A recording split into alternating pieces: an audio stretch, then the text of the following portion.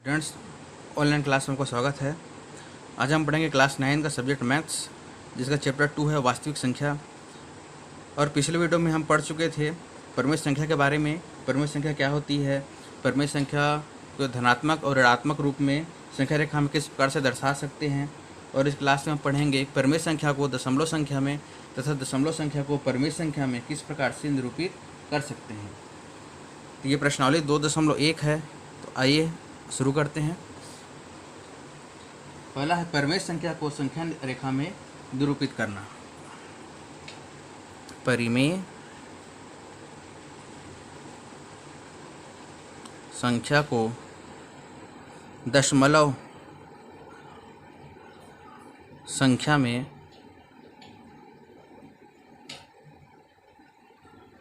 निरूपित करना। परिमेय संख्या को दशमलव संख्या में निरूपित करना। और दूसरा है दशमलव संख्या को परिमेय संख्या में निरूपित करना। तो पहले हम देखेंगे कि परिमेय संख्या को दशमलव संख्या में कैसे निरूपित किया जाता है। तो चलिए उदाहरण लेते हैं। हम लेते हैं 1/2। इसके पहले दोस्तों मैं आपको बता दूं कि दशमलव संख्याएं जो होती हैं वह 3 प्रकार की होती हैं।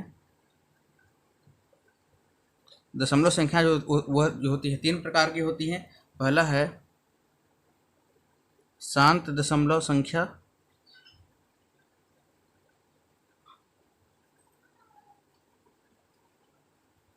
दूसरा है अशांत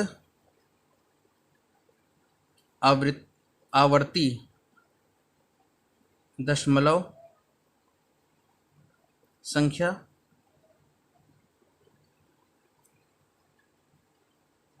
तीसरा है अशांत अनावर्ती दशमलव संख्या। तो इस प्रकार से दोस्तों दशमलव संख्या 3 प्रकार की होती हैं। शांत दशमलव संख्या, अशांत आवर्ती दशमलव संख्या और अशांत अनावर्ती दशमलव संख्या। तो सबसे पहले हम देखते हैं शांत दशमलव संख्या। शांत दशमलव संख्या क्या होती है। तो इस पर दोस्तों हम पहले लिखते हैं शांत दशमलव संख्या। शांत दशमलव संख्या। शांत दशमलव संख्या क्या होती है। ऐसी परिमेय संख्या जो अपने भाजक से पूर्ण रूप से विभाजित हो जाए और जगह शेष फल शून्य हो, उसे शांत दशमलव संख्या कहते हैं। जो पूर्ण विभाजित हो तथा शेष फल शून्य हो, उसे शांत दशमलव संख्या कहते हैं। जो पूर्ण रूप से विभाजित हो जाए और शेष फल शून्य हो, उसे शांत दशमलव संख्या कहते हैं। इसका उदाहरण लेते हैं दोस्तों। इसका उदाहरण पहला है जैसा 1/2, दूसरा है इसका 7/2 और तीसरा है इसका 9/4। तो इस प्रकार से हम देखते हैं कि 1/2 है, इसको भाग देकर देखते हैं। 1/2 तो हम जानते हैं 1/2 करना पड़ेगा। 1 छोटा है, दशमलव लगा देंगे, 0 हो जाएगा। 2 पंचे 10, 0। तो इस प्रकार से यह जो है 1/2 को जब 1 से 2 से भाग दिए हैं तो शेष फल 0 आया है और ये पूरा विभाजित हो गया है। तो 0.5 जो है शांत दशमलव है। शांत दशमलव संख्या। ठीक है दोस्तों। तो इस प्रकार से 1/2 परिमेय संख्या को हम जो है दशमलव संख्या में भी निरूपित कर लिए हैं। और ये कौन से प्रकार का दशमलव संख्या है? शांत दशमलव संख्या है। ठीक है दोस्तों। अब आता है 7/2।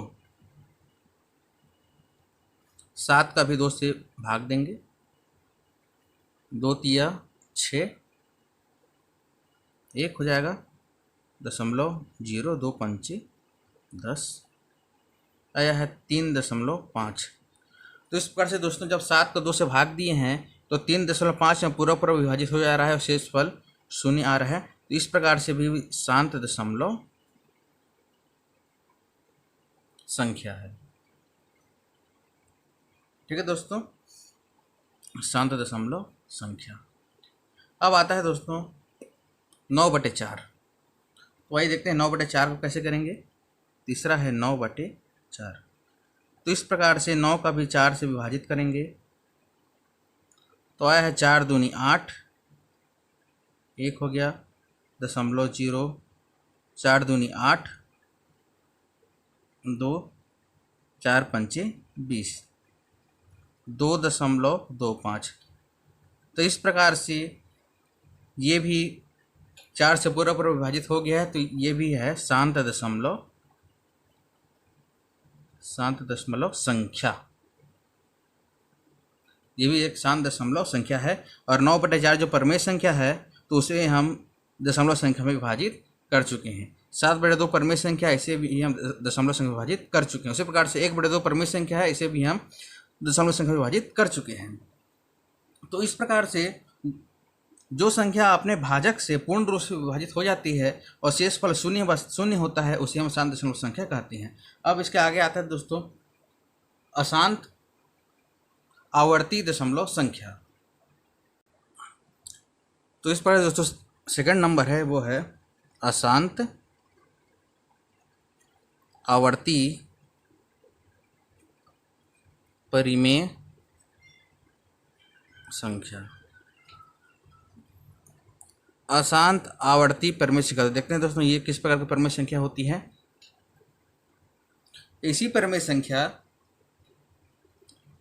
जिसका भाग करने पर अपने भाजक से पूर्ण रूप से विभाजित नहीं होती है और शेष फल 0 नहीं होता है, उसे अशांत आवर्ती परिमेय संख्या कहते हैं।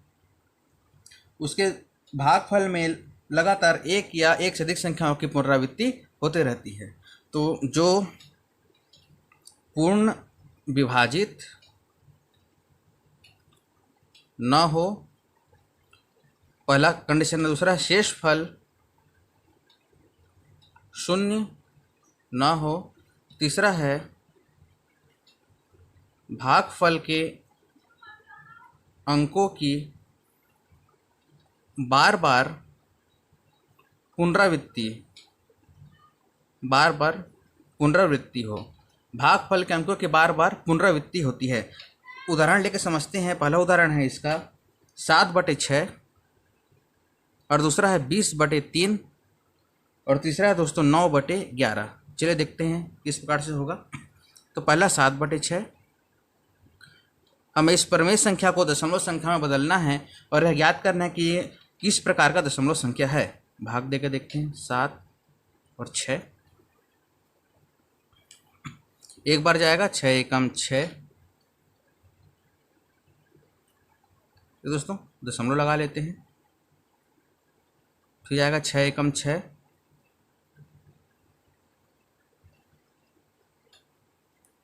4, फिर 6 छक 36, 4 आ जाएगा दोस्तों। फिर 6 छक 36, 4 आ जाएगा। फिर 6 छक 36। तो इस प्रकार से शेषफल जो है वो 0 नहीं होता है। शेषफल कुछ ना कुछ बच रहा है और भागफल में जो 6 जो है इसका बार बार पुनरावृत्ति हो रहा है। ये आ जाएगा 1.16 बार का मतलब यह होता है कि इस 6 जो है इस अंक का बार बार पुनरावृत्ति हो रहा है। भागफल 0 नहीं है और शेषफल 0 नहीं है और भागफल का बार बार पुनरावृत्ति हो रहा है। तो यह जो है अशांत दशमलव है। अशांत दशमलव संख्या तो है ही है और अशांत आवर्ती दशमलव संख्या है, क्योंकि बार बार जो है भागफल में किसी संख्या का पुनरावृत्ति हो रहा है तो इसे अशांत आवर्ती दशमलव संख्या कहा है, दशमलव संख्या कहते हैं। एक और लेते हैं दोस्तों, सेकंड वाला है 20/3। 20/3, चलिए भाग करके देखते हैं। 20/3 6 बार जाएगा, 3 6 18, 2 20, दशमलव लगा देंगे, 3 6 18, 2 0 लगा देंगे, 3 6 18। इस प्रकार से 6.6 बार। ठीक है दोस्तों, इस 6 का बार बार यहाँ से पुनरावृत्ति हो रहा है। तो ये भी एक अशांत दशमलव संख्या तो है ही है, किंतु अशांत आवर्ती दशमलव संख्या है। बार बार जो है इसका पुनरावृत्ति हो रहा है, अशांत आवर्ती दशमलव संख्या है। ठीक है दोस्तों, अब बच गया तीसरा 9/11। इसको देखते हैं, 9/11 भाग करके देखते हैं। 9/11 पहले तो लगाएंगे, दशमलव लगाएंगे, 0 हो जाएगा, फिर आ जाएगा 11 8 88, या जगह 2 आ जाएगा दोस्तों। ठीक है, फिर यहाँ पर 0 आ जाएगा, 11 दूनी 22 ज़्यादा हो जाएगा तो 11 एक कम हो जाएगा 11, 9 आ जाएगा। फिर हम यहाँ पर 0 लगा देंगे तो फिर 11 9 99 अधिक है तो 11 8 हो जाएगा 88, 2 आ जाएगा यहाँ पर, ये 20 हो गया, फिर 11 एकम 11, ये फिर 9 आ गया। तो इस प्रकार से दोस्तों आप देख सकते हैं कि 0.81 का बार बार यहाँ पर क्या हो रहा है, पुनरावृत्ति हो रहा है। 0.81 का बार बार यहाँ पर पुनरावृत्ति हो रहा है, इसीलिए यह अशांत दशमलव तो है किंतु अशांत आवर्ती दशमलव संख्या। बार बार पुनरावृत्ति हो रहा है, इसलिए इसे हम लिखेंगे अशांत आवर्ती दशमलव संख्या। ठीक है दोस्तों, तो इस प्रकार के दशमलव संख्या जिसमें पूरा पूरा भाग नहीं होता है और शेषफल 0 नहीं होता है और भागफल का बार बार पुनरावृत्ति होता है, तो इस प्रकार के दशमलव संख्या को अशांत आवर्ती दशमलव संख्या कहते हैं। अब इसके आगे है अशांत अनावर्ती दशमलव संख्या। तो इस प्रकार दोस्तों तीसरा आता है अशांत अनावर्ती दशमलव संख्या।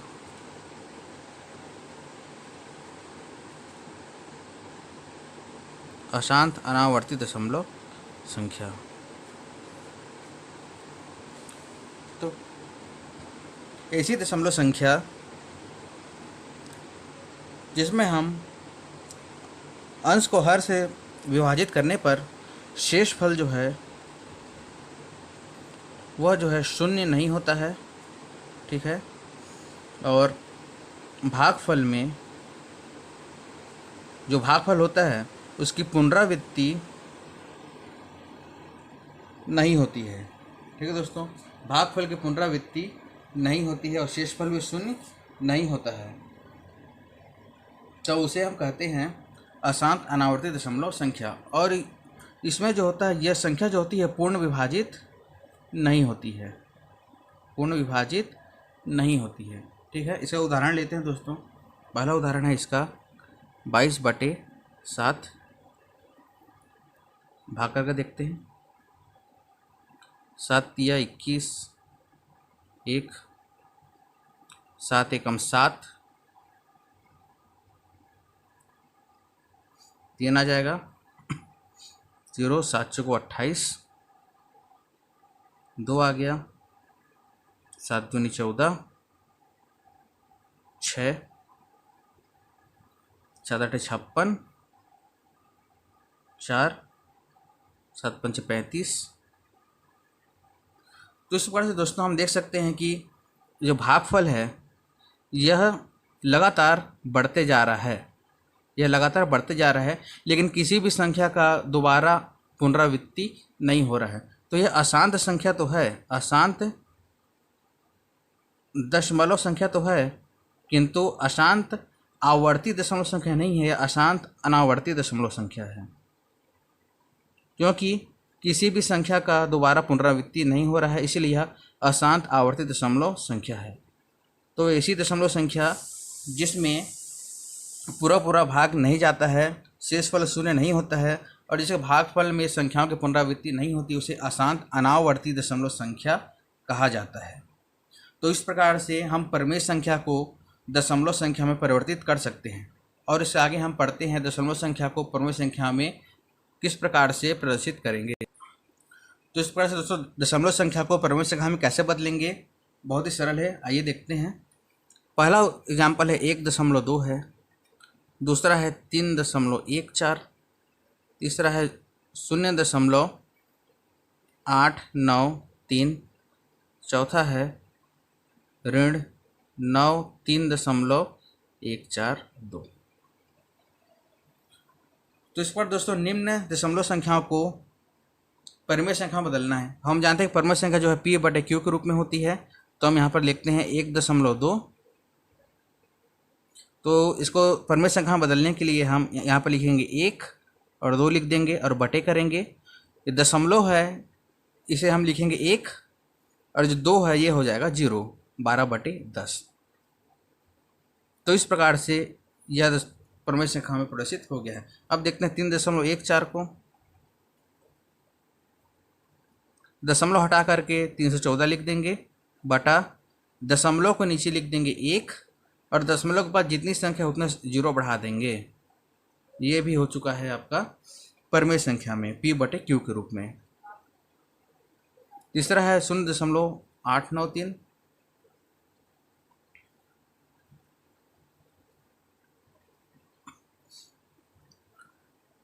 आठ नौ तीन को लिख देंगे यहाँ पर 893, शून्य को लिखने की आवश्यकता नहीं है, बटे दशमलव को 1 लिख देंगे और दशमलव के दाईं ओर जितनी संख्या है उतनी 0 बढ़ा देंगे। तो इस प्रकार से यह भी P/Q के रूप में परिवर्तित हो गया। अब देखते हैं ऋण 93.142, दशमलव हटा करके सभी संख्या लिख देंगे, 93.142 बटा कर देंगे, दशमलव को 1 लिख देंगे और दशमलव को दाईं ओर जितनी संख्या है उसमें 0 बढ़ा देंगे। तो इस प्रकार से दोस्तों यह दशमलव भी परिमेय संख्या में परिवर्तित हो गया है। अब इसके आगे हम देखेंगे कि ऐसी दशमलव संख्या जिसकी संख्या बार बार पुनरावृत्ति होती है, जो संख्या बार के रूप में होते हैं, उसे किस प्रकार से हम परिमेय संख्या में प्रदर्शित कर सकते हैं। तो इस बार दोस्तों अशांत आवर्ती संख्याओं को परिमेय संख्या में परिवर्तित करना, अशांत आवर्ती संख्याओं को परिमेय संख्या में परिवर्तित करना। तो आप सभी जानते हैं दोस्तों कि अशांत आवर्ती संख्याएं क्या होती हैं। ऐसी संख्याएं जो पूर्ण रूप से विभाजित नहीं होती हैं और जिनके भागफल में लगातार 1 या 2 संख्या का पुनरावृत्ति होती रहती है, उसे अशांत आवर्ती संख्या कहते हैं। देखते हैं पहला उदाहरण, पहला है 0.70 का बार। यह अशांत आवर्ती संख्या है दोस्तों, क्योंकि यहाँ पर 7 0 का बार बार पुनरावृत्ति हो रहा है। 7 0 7 0 7 0 बार बार 7 0 का पुनरावृत्ति हो रहा है, इसलिए यह अशांत आवर्ती दशमलव संख्या है। तो इसे परिमेय संख्या में कैसे निरूपित करेंगे, आइए इसे देखते हैं। हल के लिए माना कि P/Q बराबर होता है 0.70 का बार। ठीक है दोस्तों, अब यहाँ पर देखिएगा कि दशमलव के दाईं ओर 7 0 लिखा हुआ है, मतलब कि 7 0 लिखा हुआ है, मतलब कि इसमें हम बाएं और दाएं पक्ष में हम 100 का गुणा कर देंगे बाएं और दाएं में, क्योंकि यहाँ पर दशमलव के बाद 7 और 0 2 संख्या है, तो यहाँ पर 100 का गुणा करेंगे तो 100 P/Q, यहाँ पर 100 का गुणा करेंगे दोस्तों तो आ जाएगा 70.70 का बार। ठीक है दोस्तों, किस प्रकार से था फिर से देख लीजिए। 0.70 बार को परिमेय संख्या में प्रदर्शित करना है, तो दशमलव के बाद जितनी संख्याएं हैं, यदि यहाँ पर दशमलव के बाद 2 संख्या है तो हमें 100 से करना है, 3 संख्या होगी तो 1000 से गुणा करना है, 4 संख्या होगी तो 10,000 से करना है, यदि एक संख्या होगी तो 10 से गुणा करना है। तो यहाँ पर 2 संख्या है तो हमें 100 से गुणा करना है, तो 100 p/q हो गया। और इसको 100 से गुणा करेंगे तो ये 7 जीरो जो है दशमलव के बाई और 2 स्थान तक खिसक जाएगा। तो इस प्रकार से ये हो गया। समीकरण 1 मान लेंगे, समीकरण 2 मान लेंगे। अब समीकरण 1 ऋण 2 से क्या हो जाएगा दोस्तों, 100 ऋण 1 p/q बराबर 70 ऋण 0, 70 ऋण 0 और ये 0 हो जाएगा दोस्तों, ठीक है, दशमलव 0 हो जाएगा। तो 99 p/q बराबर 70, ये हो जाएगा दोस्तों p/q बराबर होता है 70 बटे आ जाएगा 99। ठीक है दोस्तों, तो इस प्रकार से 0.70 के बार को हम परमेय संख्या में निरूपित कर चुके हैं। सत्यता की जांच कर लेते हैं दोस्तों, हमारा आंसर सही है कि नहीं है। देखिए ये एक ट्रिक है, देखिए ये ट्रिक है। ट्रिक से कैसे बनेगा, 0.70 है तो दशमलव हटा करके और बार को हटा करके हम खाली यहाँ पर 70 लिख देते हैं, 70, ठीक है। और यह 0 जो बचा है उसको माइनस कर देंगे यहाँ पर, और बटे जिन संख्या में बार लगा है, 2 संख्या में बार है तो 2 बार है तो यहाँ पर 2 बार 9 लिख देंगे, 70 बटे 9। तो हमारा ये जो है आंसर बिल्कुल सही है। अब आता है इसका अगला सवाल। इसका अगला सवाल है दोस्तों 8.39 का बार, 8.39 का बार। अब इसे कैसे करेंगे, हल करते हैं।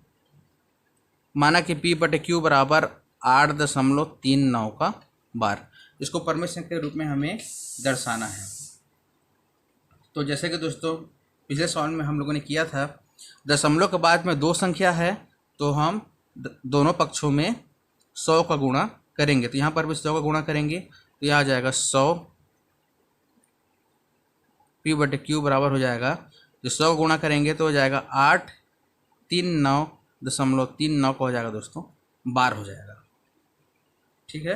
क्योंकि 100 का गुणा करेंगे तो दशमलव के बाएं स्थान में 2 अंक खिसक जाता है, तो 839.39 का बार। समीकरण 1 हो जाएगा, समीकरण 2 हो जाएगा। समीकरण 2 ऋण 1 से 2 में 1 का क्या करेंगे, 2 में 1 को घटा देंगे तो आ जाएगा 100 ऋण 1 p/q बराबर 839 ऋण 8 माइनस 0। तो 100 में घटा 99 p/q बराबर 29 में 8 घटा दोस्तों तो 800 आ जाएगा, 31 आ जाएगा। तो p/q बराबर होता है 831/99। तो इस प्रकार से दोस्तों इसे भी हमने 8.39 बार को भी हम p/q के रूप में प्रदर्शित कर चुके हैं। अब आता है दोस्तों तीसरा सवाल है। तीसरा है 3.127 का बार, 3.127 का बार। अब इसे कैसे दर्शाएंगे, कैसे हल करेंगे। माना p/q बराबर 3.127 का बार। तो देखिए दोस्तों, मैं आपको बताया था कि बार में जितनी संख्या होती है उतने का हम गुणा करते हैं। तो यहाँ पर 3.127 का बार है, यहाँ पर 1 और 2 में बार नहीं है, तो पहले हम p/q को 100 से गुणा करेंगे ताकि ये दोनों संख्या बाएं तरफ आ जाए। तो 100 p/q बराबर 312.7 का बार, ठीक है दोस्तों। समीकरण 1 हो गया। इसलिए हम इसमें 100 का गुणा किए हैं क्योंकि ये 1 और 2 ये हमें दशमलव के बाएं स्थान में चाहिए, इसीलिए हम इसको 100 का गुणा कर दिए हैं, ठीक है दोस्तों। अब बचा 7 का बार। तो अब इसमें हम करेंगे दोस्तों 1000 का गुणा करेंगे, 1000 का गुणा करेंगे, क्योंकि यहाँ पर 7 बार है, दशमलव के दाएं स्थान में 3 संख्या दिख रही हैं, तो हम इसमें 1000 का गुणा करेंगे। तो 1000 p/q बराबर 3 127.7 का बार। इसमें इस वाले में पहले इसमें 100 का गुणा किए हैं, फिर इसमें 1000 का गुणा किए हैं। 100 का गुणा इसलिए किए हैं क्योंकि 3 दशमलव के बाद में 1 और 2 इसमें बार नहीं है, इसलिए 100 गुणा करके पहले इसको हम लोग बाएं स्थान में ले आए हैं। अब बच गई ये 3 डिजिट, तो इसमें 1000 गुणा करके सभी को बाएं स्थान में ले आए। समीकरण 2 हो गया है। समीकरण 2 में 1 को क्या करेंगे, घटाने पर, तो 1000 ऋण 100 P/Q बराबर 3127 ऋण 312 ऋण 0। तो 1000 में 100 गया, आ गया 900 P/Q बराबर, तो दोस्तों इसमें आ जाएगा 900 P/Q बराबर, जब 3127 माइनस 312 करेंगे तो आ जाएगा 2815 और P/Q बराबर 2815/900। तो इस प्रकार से दोस्तों हम 3.127 बार को भी इस प्रकार से P/Q के रूप में प्रदर्शित कर सकते हैं। आइए इसका एक सवाल और देखते हैं।